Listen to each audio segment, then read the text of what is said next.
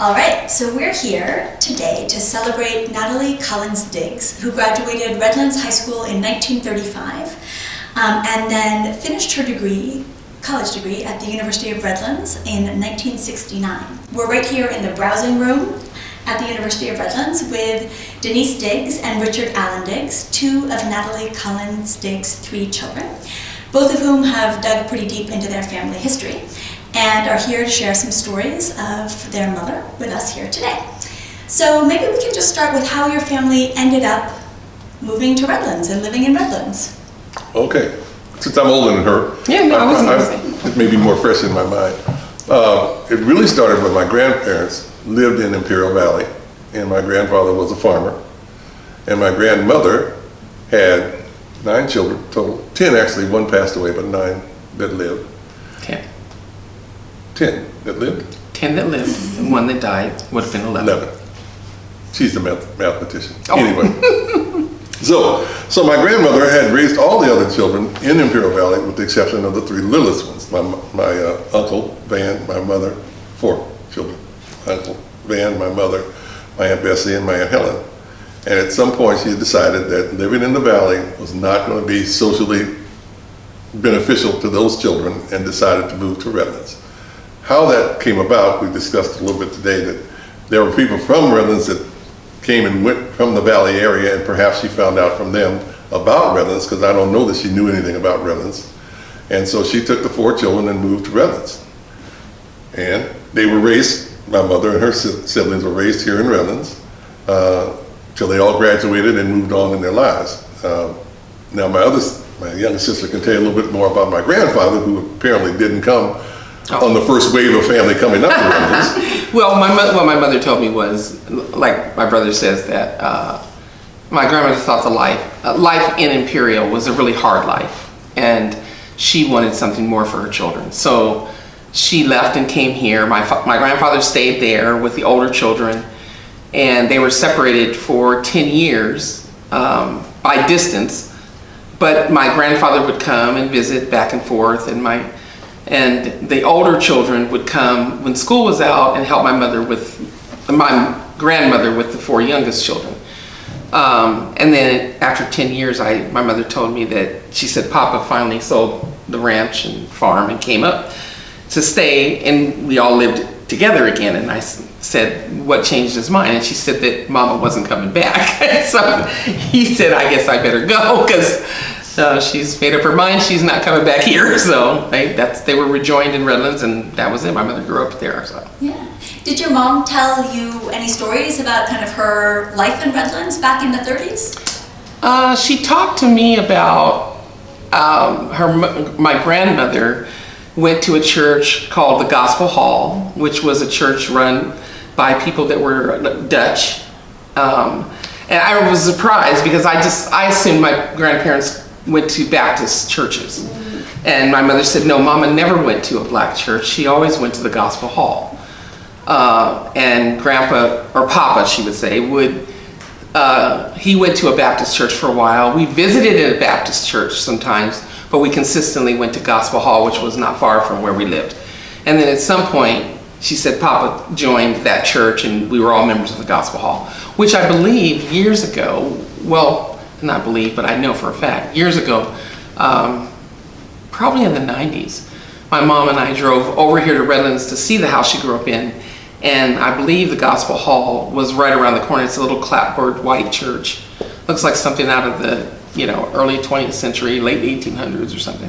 And that's where she went to church all her life. So she talked about that. She talked about the children she went to school with, the Beals and some of the other children. We visited actually with some of the families that day we came to Redlands that still live in the area, and their grandchildren that live there, or children that live there.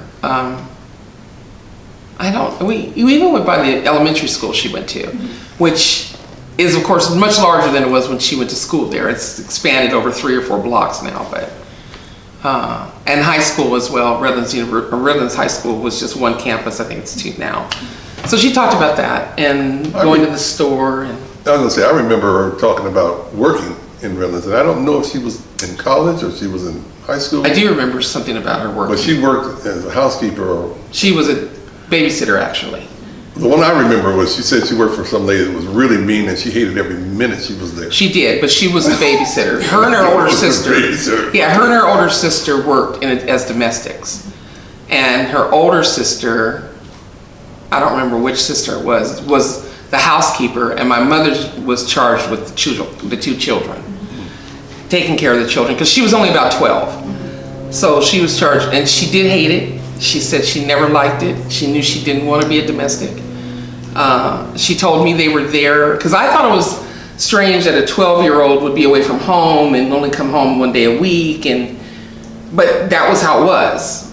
And it was when school was out, she would do this with her older sister, who it wasn't Gladys, but one of my mother's older sisters would cook and clean for this wealthy white family, and my mother said she was responsible for managing the children.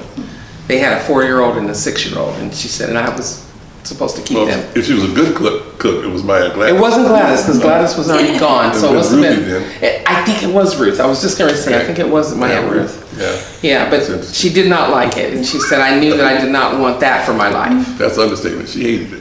Yeah. She made it clear she did not like it. So that's a great transition. I mean, how did your mom end up going to college and then ultimately graduating from the University of Redlands? We were talking about that. We're not sure. We know she loved children and she loved teaching. Yes. But we don't know if it was, I think, and Richard Mayfield, I think it was probably a two-pronged thing. During that period in this country, black women, there were only so many career paths for them. Teaching, nursing. So I think that might have been a part of it, but the fact that she loved children and loved teaching was important. So all of that probably formed her decision to move into education. And my grandfather and grandmother both were really high on education. So they had to go to school and they had to go to higher education. They couldn't just go to high school. Right. So, and all of the children did at least a year or more in college. And so I'm thinking that knowing she was going to go to college, and like my sister said, the opportunities for women in particular were probably limited, that teaching was one of the things she obviously could do. But I think there was another part of her that just loved to teach. And I say that because during the summer months, I can remember when, after I was grown and moved out of the house, that she would teach the neighborhood children, and she had summer school classes, and she would tutor children. So there was an innate part of her that really wanted to be a teacher.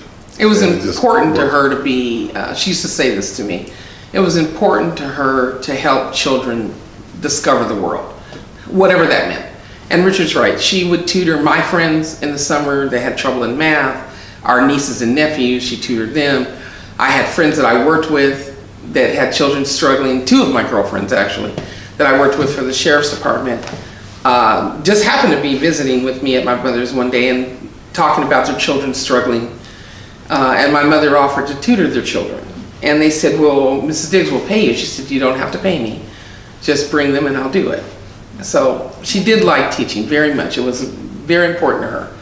So I know that she first went to school at Tuskegee. So what do you know about kind of that and how she ended up ultimately coming back to University of Redlands decades later? What I know about her I think a year and a half, was it was a financial reason she came home. And I remember being surprised because I found a transcript once, not transcript, but a financial document from Tuskegee. And we were talking about why she came back. And she was saying because Mama and Papa couldn't afford to keep me there.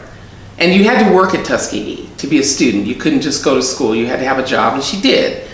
And I remember finding this financial document. And it was literally like $16 a semester. And I was like, I was in high school. I was like, Mom, Grandma and Grandpa couldn't afford $16? She said that was a lot of money.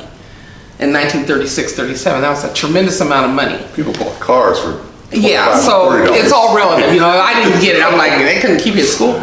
Your mom had to come home from Tuskegee in the middle of the Depression, I suppose. Roughly, and then built her family. And then what do you know about how she ended up going back to school in the 60s here at the University of Redlands? All I know is, well, they were local, she and my dad and all of us, but she always wanted to complete her degree. She wanted a credential to be able to teach. And she knew without that, she would probably never be able to teach the way she wanted to, she said. So it was she had that goal, life gets in the way. She's substituting, and she was a home teacher, and lots of things, and us coming along. But she said it was important to her to finish, and so however long it took, she was going to finish. And so after she graduated, she finally was able to become a teacher. Yes. Right? And I know that she was the first Black teacher hired by the Rialto School District. Yes. So did she ever tell stories to you about what that was like for her? She did, and this is where Maggie comes in too, because what she told me, and then there's some writings that you have that you can make copies of, but she wanted to teach. She actually taught in another district first, which I didn't know until I started reading some of her writings. So, but she went to the district to try to get a position, and basically they didn't have Negro teachers, so they weren't interested in having one, and she just continued to go back and try to get a job. And I think she thinks it was kind of like, well, let's hire her so we can be done with this. We give her a temporary position and then she'll go away. So they did, and the district superintendent came to her class every day and watched her teach. And I remember asking her why he did that, and she said, because there were parents that were concerned because I was a Negro and I was teaching their children, and he was concerned that there might be some problems. He wasn't protecting her, he was actually critiquing her work. She felt that he was gonna maybe find a reason why she couldn't continue. But she said he came to her class, I think she said 2 weeks, it wasn't long, and he sat in her class every day. And then finally one day he didn't come. And she thought, well, this is it. They're gonna let me go today. And at the end of the day, a student or someone came from the office and told her that the principal wanted to see her. And she thought, okay, well, this is it. He's gonna let me go. And when he went, he said, Natalie, we'd like to offer you a permanent position. And she said, I accepted it, and I stayed there until I retired. So, but Maggie, who was a young white teacher from the Midwest, my mother talked about how at first no one would really talk to her, and it was very lonely. But my mother's thing, and Richard can attest to this, my mother's belief system from her generation was work is not where you find your heart, or not your heart, but that's not where you find your support and your love and that's where you get that from your family. Work is work. It's a means to an end. You go to work so you can make a living and you can take care of your family. So if you're going there to make friends, that may not happen for you. It's still a job, you need to be there. So she was resigned to the fact that I'll probably never have friends here, but I'm still gonna be here. And then one day she said Maggie walked into the lunchroom, or she walked in the lunchroom to sit down, and Maggie was sitting at another table, and Maggie came over and asked her if she could join, would she like to have lunch with her? And my mother said, I would love that. And they were friends forever. And Maggie and I just talked about this a few months ago, because I said, what made you even approach my mother? She said, well, I knew that people weren't being kind to her, and I knew why. And I was from the Midwest, and I didn't believe that there was anything different about your mother. She was a teacher like I was a teacher. She was older than me, but she seemed pleasant, and there was no reason for me not to be friends with her. And I didn't care about what those other teachers thought. So I befriended her, and she said it was the best decision I ever made because your mother was the best friend I ever had. And my mom was very strong-willed too. She was. Add that. She was. And defiant. Not willing to be kowtowed, or not willing to kowtow to anybody. She could hold her own with the best. She could. She felt that way, and she always felt that she was equal to anyone. So correct. I think, that steeled her in her ability to deal with the uncomfortableness of other teachers not accepting her into the group. Because she said she knew it wasn't going to be easy. And I remember saying to her once about Maggie, I said, Maggie thinks the world of you. And she said, I think the world of Maggie. Maggie made my years teaching there a joy, because I was able to be friends with someone who respected me and looked up to me, and we had things in common. And yeah, so Maggie's in her late 80s now, almost 90 now. That's a great story. Maybe what are some other sort of important lessons your mom taught you, or you think she might have to teach to kind of a future generation? Oh my gosh, Jen, how much time do you have? I was thinking about some words. The word that comes to mind about my mom is persistence. Yeah, or resilience. And resilience. Yeah. She was really a strong person. Never give up. And Never give up. back down. Never give up. If you're right, always stand felt there was going to be a better time and a better thing. She did. for She her was hopeful. and her family. She was very hopeful about things like that. Very. And I think that made her life as good as it could have been. Mm-hmm. Thank you both so much for coming to share the stories about your mom with us here today, and also for recording oral history with the archive and sharing photos and pictures. You're a wonderful example of how to preserve the untold stories of the Black community in the Inland Empire. So thank you so much.